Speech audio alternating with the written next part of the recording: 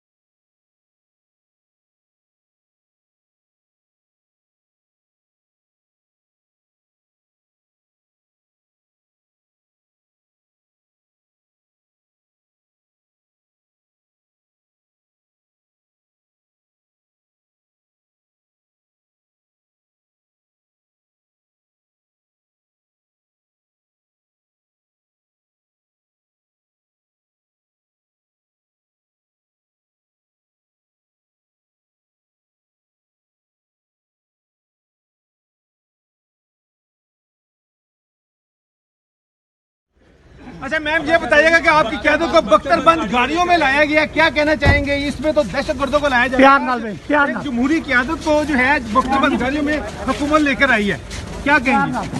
کیونکہ جمہوری قیادت سے ان کو جتنی دہشت جمہوری قیادت کی اور کسی کی نہیں ہے.